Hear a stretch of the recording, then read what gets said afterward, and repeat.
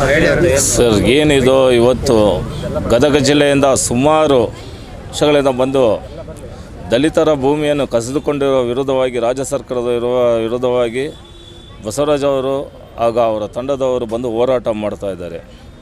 ಈ ಸರ್ಕಾರಕ್ಕೆ ಕಿವಿನೂ ಕೇಳಲಿಲ್ಲ, ಕಣ್ಣೂ ಕಾಣಲಿಲ್ಲ. ಯಾಕಂದರೆ ದಲಿತರಂದರೆ ಅವರಿಗೆ ದಲಿತರ ಬಗ್ಗೆ ಕಾಳಜಿ ಇಲ್ಲ, ದಲಿತರು ಹೆಂಗೆ ಹೋದರೆ ಏನು ಆ ಥರ ಒಂದು ನಿಟ್ಟಿನಲ್ಲಿದೆ. ಈಗ ಇವತ್ತು ನಮ್ಮ ದಲಿತ ಟೈಗರ್ ಸಂಘಟನೆ ವತಿಯಿಂದ, ರಾಜ್ಯ ಮಟ್ಟದ ವತಿಯಿಂದ ದಲಿತ ಟೈಗರ್ ಸಂಘಟನೆ ರಾಜ್ಯಾಧ್ಯಕ್ಷನಾಗಿ ಈ ಹೋರಾಟಕ್ಕೆ ಸಂಪೂರ್ಣ ನಾನು ಬೆಂಬಲ ಕೊಡ್ತಾಯಿದ್ದೀನಿ. ಇದನ್ನು ಈಗಲೇ ಸರ್ಕಾರ ಪರಿಹಾರ ಮಾಡಿದ್ರೆ ಆಯಿತು, ಇಲ್ಲವಾದರೆ ಗದಗ ಜಿಲ್ಲೆಯ ಏನು ಬಸವರಾಜ ಅಧ್ಯಕ್ಷರಿದ್ದಾರೆ ಅವರ ಜೊತೆ ಕೈ ಜೋಡಿಸಿ ಇದು ದೊಡ್ಡ ಮಟ್ಟದಲ್ಲಿ ನಾವು ಹೋರಾಟ ಮಾಡ್ತೀವಿ ಅಂತ ಹೇಳಿ ಎಚ್ಚರಿಕೆ ಕೊಡ್ತಾಯಿದ್ದೀವಿ ಸರ್. ಕರ್ನಾಟಕ ರಾಜ್ಯಾದ್ಯಂತ ದಲಿತರ ಭೂಮಿಯನ್ನು ಮರಳಿ ಪಡ್ಕೊಂಡಿರ್ತಕ್ಕಂಥ ರಾಜ್ಯ ಸರ್ಕಾರದ ದಲಿತ ವಿರೋಧಿ ನೀತಿಯನ್ನು ನಾವು ಉಗ್ರವಾಗಿ ಖಂಡಿಸುತ್ತೇವೆ. ಇವತ್ತ ಏನಾಗೈತಪ್ಪ ಅಂದರೆ ಈ ದೇಶದ ಪರಿಸ್ಥಿತಿ, ದಲಿತರ ಭೂಮಿ ದಲಿತರಿಗೆ ಉಳಿಲಿ ಅಂತಕ್ಕಂಥ ಡಾಕ್ಟರ್ BR ಅಂಬೇಡ್ಕರ್ ಸಾಹೇಬರು ಕೊಟ್ಟಿರ್ತಕ್ಕಂಥ ಸಂವಿಧಾನದ ಅನುಚ್ಛೇದದ ಅಡಿಯಲ್ಲಿ PTCL ಆ್ಯಕ್ಟ್ 1978 ಬಾಬಾ ಜಗಜೀವನರಾವ್ ಅವರು ಉಪಪ್ರಧಾನಮಂತ್ರಿಗಳಾಗಿದ್ದಾಗ 1978ರಲ್ಲಿ ಆ ಕಾಯ್ದೆಯನ್ನು ಜಾರಿಗೆ ತರ್ತಾರೆ.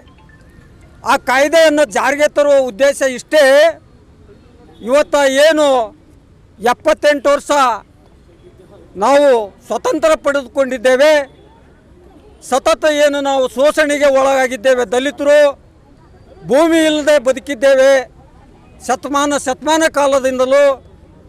ಆ ಶತಮಾನ ಕಾಲದಿಂದಲೂ ಭೂಮಿ ಇಲ್ಲದೆ ಬದುಕಿರ್ತಕ್ಕಂಥ ಆ ದಲಿತ ಕುಟುಂಬಗಳಿಗೆ ಭೂ ಹೊಡೆಯುವದಾರರು ಆಗಲಿ ಅಂತಕ್ಕಂಥ ವಿಚಾರವನ್ನು ಇಟ್ಟುಕೊಂಡು ಕೇಂದ್ರ ಸರ್ಕಾರ ಭೂ ಒಡೆತನ ಯೋಜನೆಯನ್ನು ಎಲ್ಲ ರಾಜ್ಯಗಳಲ್ಲಿ ಅನುಷ್ಠಾನಕ್ಕೆ ತರ್ತೈತಿ. ಅನುಷ್ಠಾನಕ್ಕೆ ಹೇಗೆ ತರ್ತೈತಪ್ಪ ಅಂತಂದ್ರೆ ದ್ವಂದ್ವ ನೀತಿ ಒಳಗೆ ತರ್ತಾ ಇದೆ. ಅದನ್ನು ಹೇಗೆ ದ್ವಂದ್ವ ನೀತಿ ಒಳಗೆ ತರ್ತಾ ಇದೆ ಅಂದರೆ, ಡೈರೆಕ್ಟು ಭೂಮಿ ಬ್ಯಾಂಕಿಂಗ್ ಮಾಡಿಕೊಳ್ಳದೆ, ಸರ್ಕಾರ ಭೂಮಿ ಬ್ಯಾಂಕಿಂಗ್ ಮಾಡಿಕೊಳ್ಳದೆ ದಲಿತರ ಕೈಯಾಗ ಹಣ ಕೊಟ್ಟು ಆ ಭೂಮಿಯನ್ನು ಖರೀದಿ ಮಾಡಿಕೊಳ್ತಾ ಇದೆ.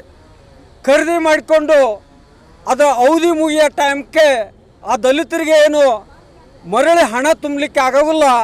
ಅವಾಗ ಅವ್ರ ಮ್ಯಾಗ ಒತ್ತಡ ಹೇರ್ತೈತಿ ಸರ್ಕಾರನೇ ಒತ್ತಡ ಹೇರಿ, ಸಾಲದ ಒತ್ತಡ ಹೇರಿ ಏಜೆಂಟರನ್ನ ಬಿಟ್ಟು ಆ ಭೂಮಿಯನ್ನು ಕಸಿದುಕೊಂಡು ಏನೈತಂದ್ರೆ ಬ್ಯಾರೆರಿಗೆ ಮಾರಾಟ ಮಾಡ್ತಕ್ಕಂಥ ವ್ಯವಸ್ಥೆ ಈ ದೇಶದಲ್ಲಿ ನಡೆದಿದೆ.